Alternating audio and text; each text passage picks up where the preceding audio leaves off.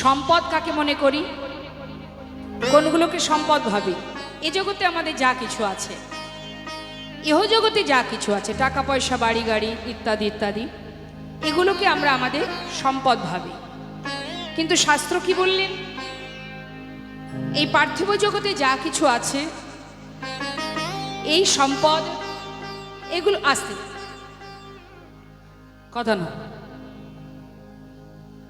ইহ জগতে যা কিছু আছে এ সম্পদ আমার ছিল না, আমার থাকবেও না।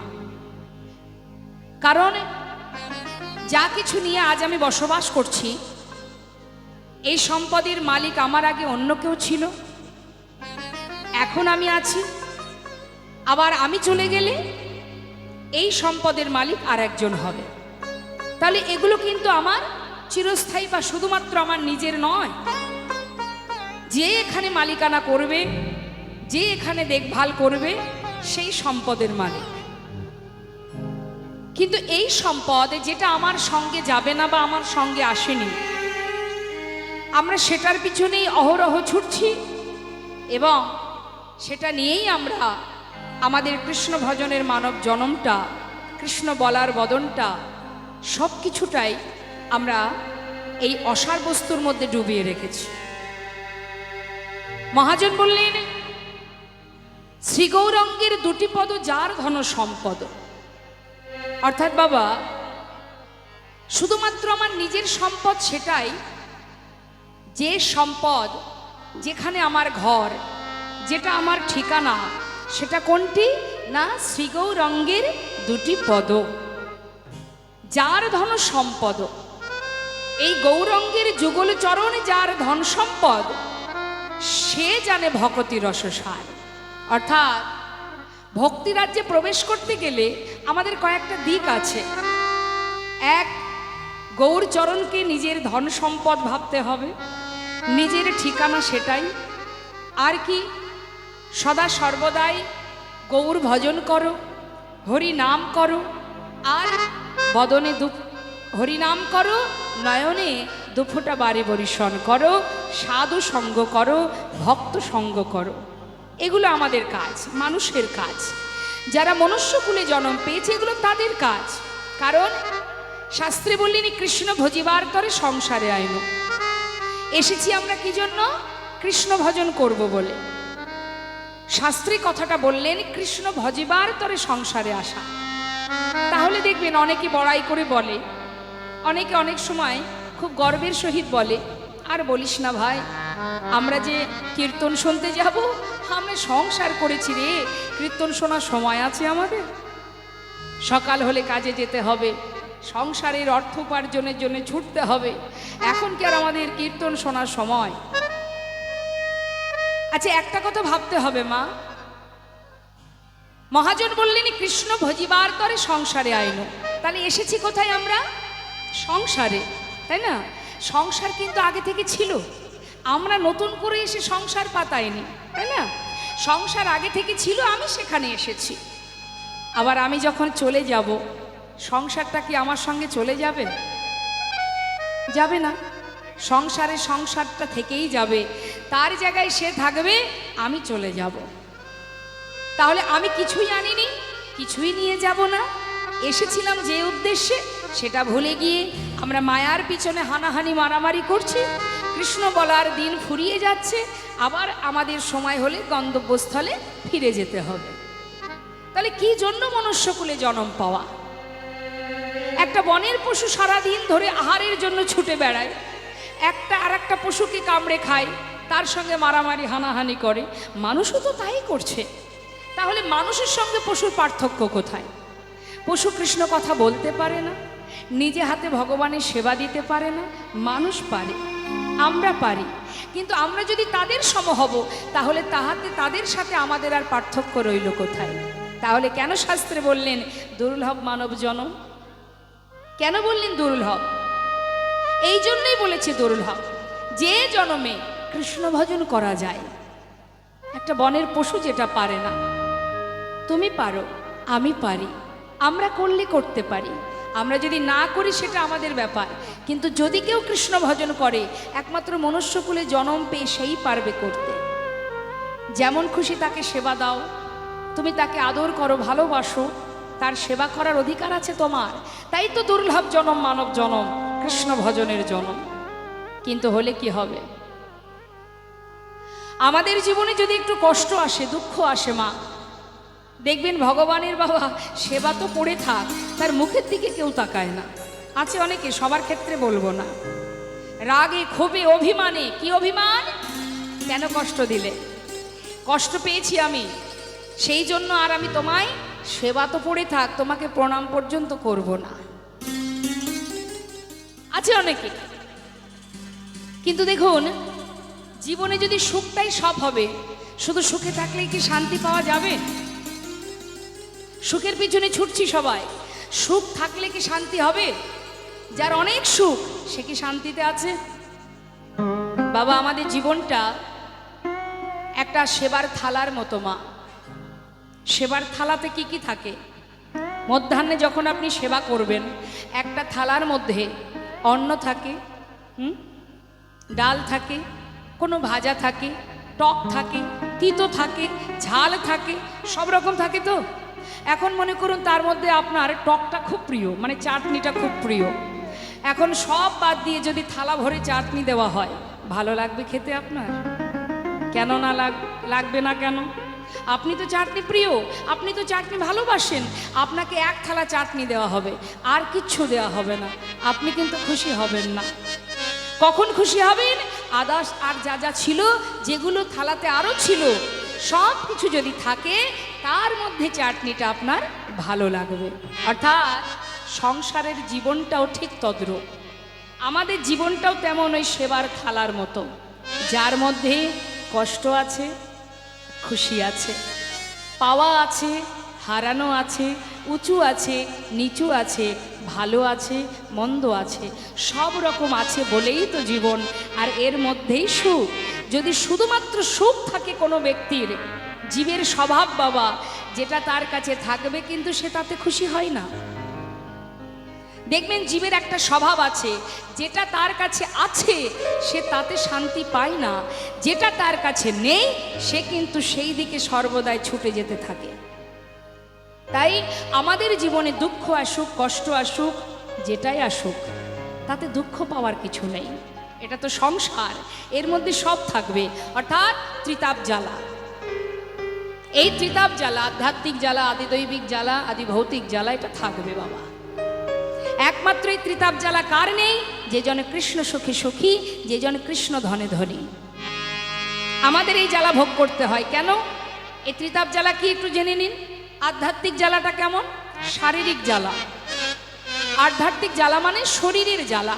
আজকে এই শরীরে এই সমস্যা, কালকে ওই সমস্যা, আজকে এই রোগ, কালকে ওই রোগ লেগেই আছে, এটা শারীরিক জ্বালা। এ কিন্তু তোমাকে পেতে হবে মৃত্যুকাল পর্যন্ত, এ থেকে পালানোর কোনো রাস্তা নেই। আচ্ছা আচ্ছা, আদি ভৌতিক জ্বালাটা কেমন? অন্যের কাছ থেকে পাওয়া জ্বালা। আপনি সুস্থ আছেন, ভালো আছেন, শান্তিতে আছেন, কিন্তু অন্যের কাছ থেকে জ্বালা আপনাকে পেতে হবে। আপনি চান না, কোনো জ্বালার মধ্যে থাকতে চান না, কিন্তু জ্বালা আপনার ঘাড়ে চেপে এসে বসবেই বসবে। অন্য কোনো ব্যক্তির কাছ থেকে পাওয়া যন্ত্রণা, সেটাকে বলা হয় আদি ভৌতিক জ্বালা। সংসার জীবনে এটা পেতেই হবে, তুমি না চাইলেও তোমার ঘাড়ে এসে বসবে। আর আদিদৈবিক, প্রাকৃতি থেকে যে যন্ত্রণা আমরা পাই, আজ বন্যা, কাল ঝড়, আজকে করোনা, আজকে ইত্যাদি ইত্যাদি যা কিছু আছে, এগুলো হচ্ছে আদি ভৌতিক। অর্থাৎ এই ত্রিতাপ জ্বালা আমাদের জীবনে ভোগ করতে হবে। একমাত্র সেই ব্যক্তিরই এই জ্বালাকে জ্বালা মনে করে না, যে জন কৃষ্ণ ধনে ধনী। সুখে রাখো, ভালো রাখো, শান্তিতে রাখো, দুঃখে রাখো, কষ্টে রাখো, তাতে কোনো দুঃখ নেই। শুধু তোমার কাছে আমার একটা নিবেদন, পেয়েছি মানব জনম, সময় গেলে আর পাবো না প্রভু, তাই যেন তোমার চরণের দাস হয়ে থাকতে পারি। নিতাই গৌর হরিবোল হরিবোল। তাই এটা যদি কেউ কামনা করে থাকে, হাজারো কষ্ট পেলেও, সুদামার জীবনে অনেক কষ্ট ছিল মা, সে কোনোদিন কৃষ্ণকে ভোলেনি, নিঃশ্বাসে প্রশ্বাসে কৃষ্ণ নাম জপ করত। ভগবান পদে পদে পরীক্ষা করেছে, পরীক্ষায় কিন্তু সে উত্তীর্ণ হয়েছে। তুমি যতই পরীক্ষা করো আমি তোমায় ছাড়বো না, আমি দেখি তুমি কত পরীক্ষা করতে চাও। সেই পরীক্ষায় উত্তীর্ণ হয়ে অবশেষে সে সর্বসুখে সুখী হয়েছে। তাই বৈষ্ণব মহাজন বললেন, ইহজগতের হাজার কষ্ট যন্ত্রণা, এ যন্ত্রণা যন্ত্রণা নয়। যন্ত্রণা আমাদের জীবনে সেদিন যদি কোনো দিন কোনো সময় ভগবান আমাকে না দেখে, না ভালোবাসে, সেদিন আমাদের জীবনের কষ্ট, সেদিন আমাদের জীবনের যন্ত্রণা। তাই যদি তুমি দিন অন্তে একবারও তাকে ডাকতে পারো, ভালোবাসতে পারো, একবার কৃষ্ণ নামে যত পাপ হরে, জীবের সাধ্য নেই জীব তত পাপ করে। কৃষ্ণ নাম করো। তবে কেন কৃষ্ণ নাম করতে হবে? এই নামের পিছনেও আবার একটা বিষয় আছে। আমরা ভগবানের নাম করি, আমাদের পিছনে যদি কোনো উদ্দেশ্য থাকে, উদ্দেশ্য কি? সুখে রাখো, ভালো রাখো, এজন্য নয়। প্রভুর নাম স্মরণ করো, এটা তোমার দায়িত্ব, এটা তোমাকে করতে হবে। কারণ তুমি সেখান থেকে এসেছো, আবার সেখানেই তোমায় যেতে হবে। রাম ভক্ত তুলসীদাস কলম দিলেন, তুম কাহা সে আয়ে হো আর যাওগি কাহা, ইতনা দিল বিচারলো বাস হো গায়ে ভজন। একবার ভাবো, একবার চিন্তা করো যে তুমি এসেছিলে যখন, কোথা থেকে এসেছো, আবার যখন চলে যাবে কোথায় যাবে? বলুন দেখি মা, আমরা তো সবাই এসেছি, ভালোভাবেই এসেছি, কিন্তু আমরা যে যাব, একবারও কোনোদিন কেউ ভেবেছি যে আমি যে যাব কোথায় যাব? আমার আসল ঠিকানাটা কোথায়? কোথায় যাব, আমার ঠিকানা কোথায়, সেটা তো আমি জানি না। মায়েরা বলুন দেখি, আচ্ছা আপনারাই বলুন, আপনাদের বাড়িটা কোথায়? আপনার বাড়ি কোথায়? জোরে বলুন। পাশেই। এই জায়গাটার নাম কি? রাজগঞ্জ। এর আগে আপনি কোথায় ছিলেন?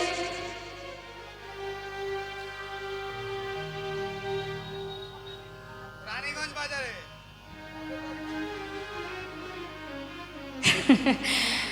আচ্ছা, যখন মারা যাব, মানে আপনি মারা যাবেন, আমিও যাব, মারা যাবার পর আবার কি রাজগঞ্জেই থাকবো?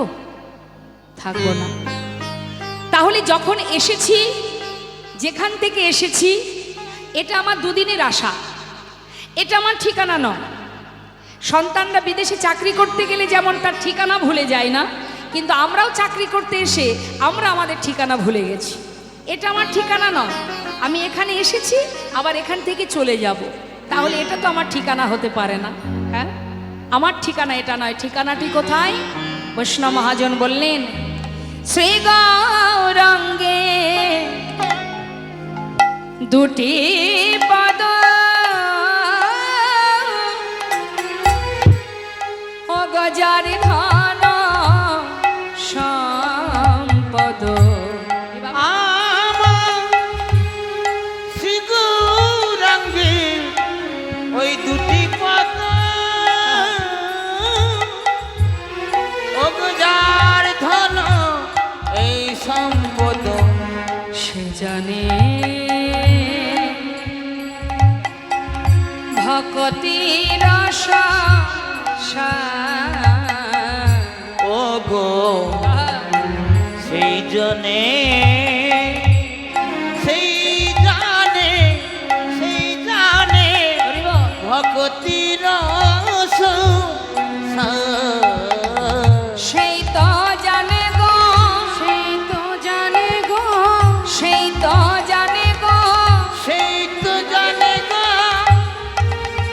বললেন সেই তো জানে গো, সেই তো জানে গো, যে জন গৌর চরণ ভজে সেই তো জানে গো, যে জন গৌর চরণ ভজে সেই তো জানে গো, পঞ্চরসের রসা সাধন সেই তো জানে গো, ওই পঞ্চরসের রসা সাধন সেই তো জানে গো, সেই জানে ভকতির রস।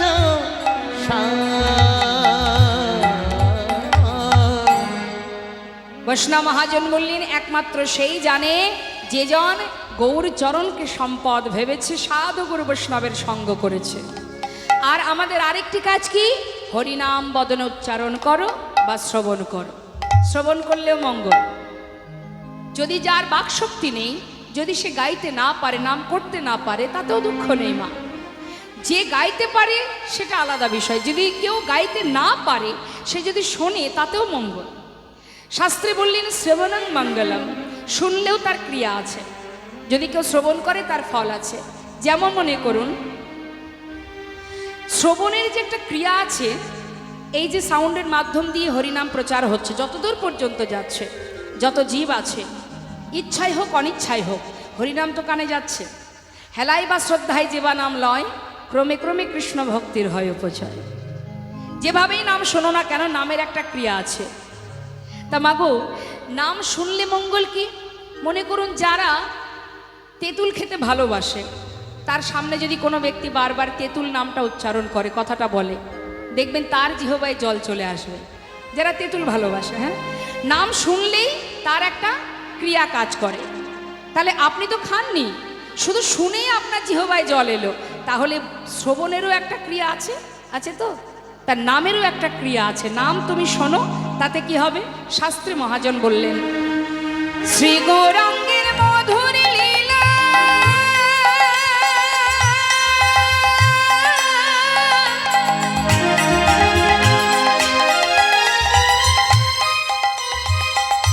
যারে করিনে প্রবেশিলা,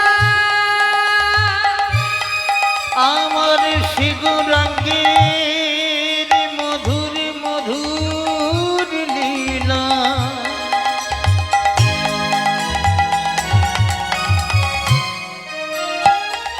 ও গো যারে করিনি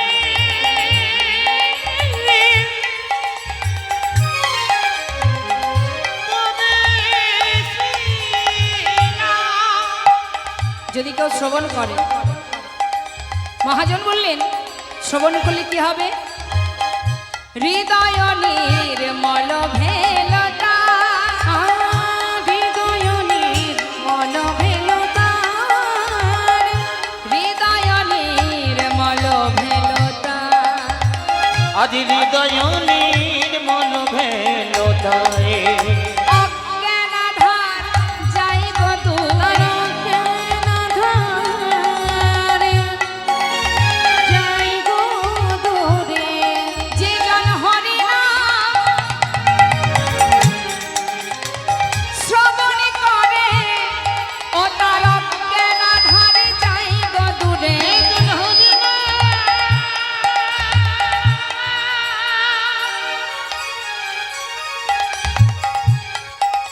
ও গো শ্রবণ করে,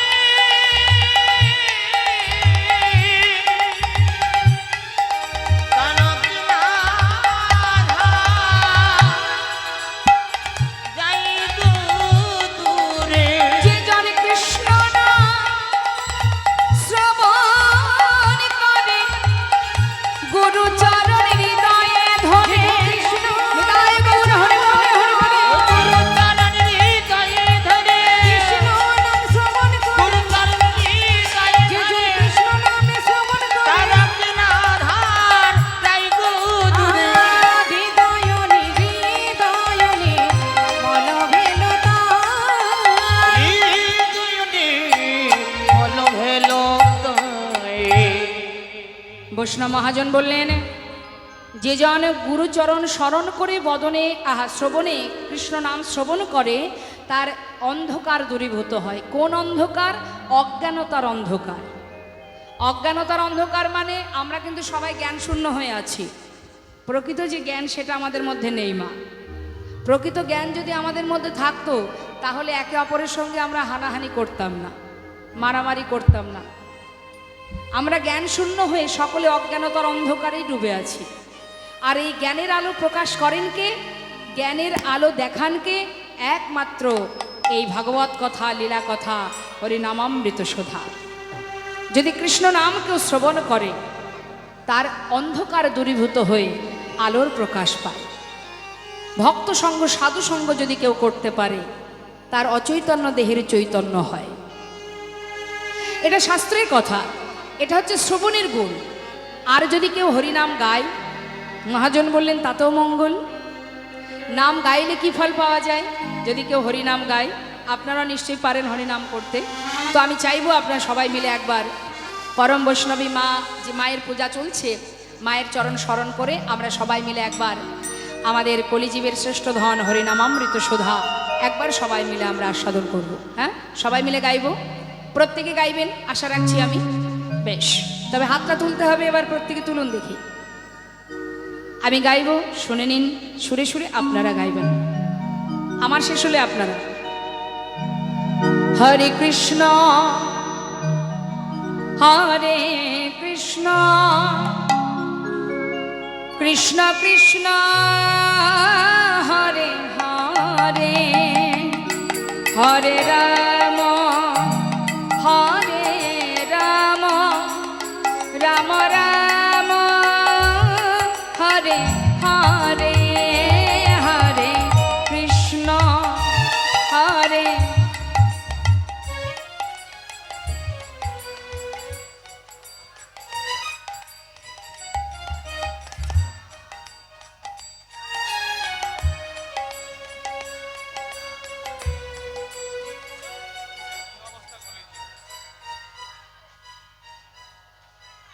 ইচ্ছা না থাকলে ঠিক যেমন ভাব হয় ঠিক সেই ভাবটাই পাচ্ছে।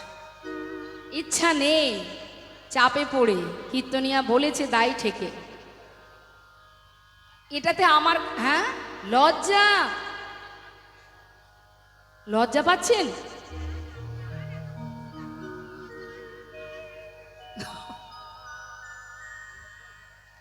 আচ্ছা আচ্ছা, ঠিক আছে, একটু চেষ্টা করুন।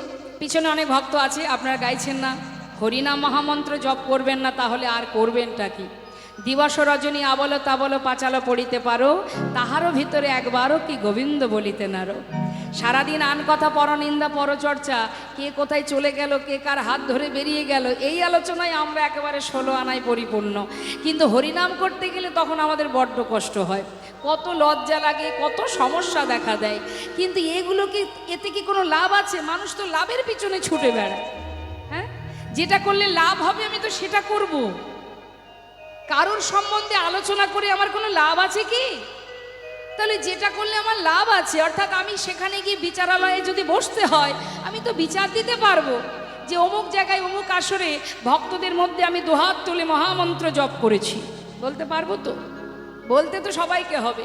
এই জগতে যেমন বিচার সভা আছে, ওখানেও বিচার সভা আছে মা, ছাড়ার কোনো জায়গা নেই, সবাইকে সেখানে বিচার দিতে হবে। তা সেই চিন্তা করে একবার তো সবাই মিলে এই সাধুর বাজারে বসে, তারপরে কি আজ মায়ের পূজা চলছে, পরম বৈষ্ণবী মা, তার চরণ স্মরণ করে স্বতঃস্ফূর্তভাবে মনের আনন্দে মহামন্ত্র জপ করুন। এত অলসতা কৃপণতার তো কোনো দরকার নেই। যার যার নিজের কাজ, এটা তো আর কেউ ভাগ নেবে না। দেখে হাত তুলুন সবাই।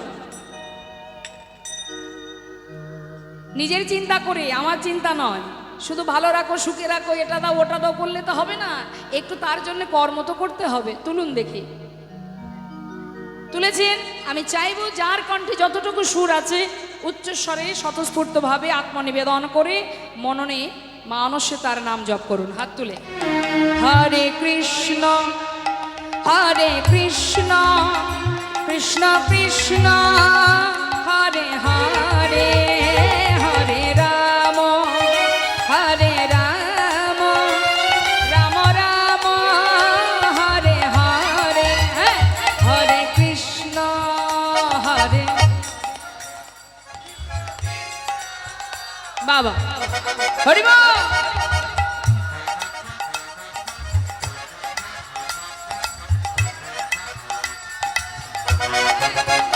হরে কৃষ্ণ হরে কৃষ্ণ কৃষ্ণ কৃষ্ণ হরে হরে, হরে রাম হরে রাম, রাম রাম হরে হরে, হরে কৃষ্ণ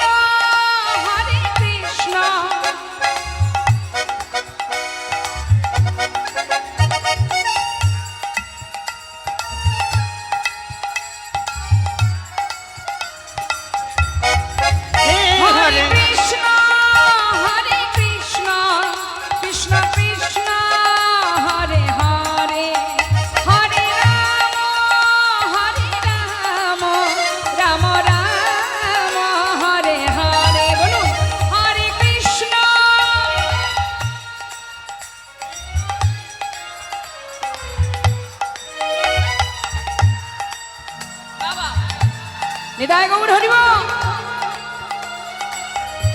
হে হরে কৃষ্ণ হরে কৃষ্ণ হরিবল হরিবল কৃষ্ণ নিতাই গৌর কৃষ্ণ হরিব হরে হরে হরে রাম রাম রাম হরে হরে হরে কৃষ্ণ কৃষ্ণ কৃষ্ণ হরে হরে হরে রাম রাম রাম হরে হরে হরে কৃষ্ণ কৃষ্ণ কৃষ্ণ হরে হরে হরে রাম রাম রাম হরে হরে হরে নাম এব কেবলম কল নাস্তেব নাস্তেব গতির অন্যথা হরিনাম ছাড়া কলিজীবের আর গতি নাই গতি নাই গতি নাই যে পথেই যাও যেটাই তুমি অবলম্বন করো না কেন তোমার কিন্তু শেষের দিনের সম্বল এই মধুমাখা হরিনাম। তাই আজ বৈষ্ণব মহাজন বললেন যদি কেউ হরিনাম গায় হৃদয় মাঝি কৃষ্ণ প্রেমের উদয় হয়। শ্রী গৌরাঙ্গের ভক্তগণ নিত্য সিদ্ধ করি মনে গৌরাঙ্গের ভক্তগণে নিত্য সিদ্ধ করি মনে শ্রী গৌরাঙ্গের ভক্তগণে নিত্য সিদ্ধ করি মনে শ্রী গৌরাঙ্গের ভক্তগণে নিত্য সিদ্ধ করি মনে সে যায় ব্রজেন্দ্র সুত পাশে রে সে যায় ব্রজেন্দ্র সুত পাশে রে ওই রাশি যাই বজেন্দ্র সুত পাশে রে যাই বজেন্দ্র সুত পাশে রে সে যাই বজেন্দ্র সুত পা ওহ গৌর মণ্ডল ভূমি যে বাজানে চিন্তা মনে গৌরমণ্ডল ভূমি যে বাজারে চিন্তা আহার গৌর মণ্ডল ভূমি দেবাজনে চিন্তা মনে গৌরমণ্ডল ভূমি যে বাজারে চিন্তা মনে আর হাই বোঝো ধানে পাশে রে তার হয়ে ব্রজধামে বাসে রে ওই তার হয় বোঝো ধানে বাসে রে হরি বল। তার হয় বোঝো ধামে বাসে রে তার হয় বোঝো ধামে পা শোনো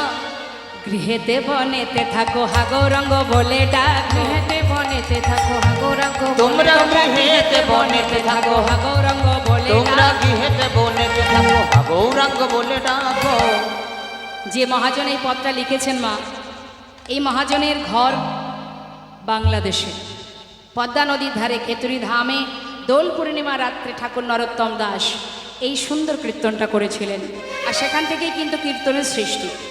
তাই বলছেন কি ভক্ত গৃহেতে বনেতে থাকো হাগো রঙ্গ বলে তোমরা ডাকো। গৃহেতে বনেতে থাকো গৌরাঙ্গ বলে ডাকো নরোত্তম মাগে তার সঙ্গ তব মাগে তার সঙ্গ ঠাকুর নরতম মাগে তার সঙ্গ নরতম মাগে তার সঙ্গ নরতম মাগে তার সঙ্গ ঠাকুর নরোত্তম দাসের সুন্দর পদাবলী দিয়ে আমরা গৌর কথা শ্রবণ করলাম। এবার আমরা চলে যাব সবাই বৃন্দাবনে। চলুন যাই উলুধ্বনি হরিধ্বনি করে। আচ্ছা বৃন্দাবনে কে কে গেছেন একটু দেখি হাত তুলে দেখান। 4-5 জন বৃন্দাবন। আরেকটা জিজ্ঞাসা করবো, অনেকে শুনতে পাইনি। বৃন্দাবনে কে কে গেছেন? হরে কৃষ্ণ। ওই যে সবাই মিলে পিছন দিকে মুখ ঘুরিয়ে কি দেখছে দেখুন তো।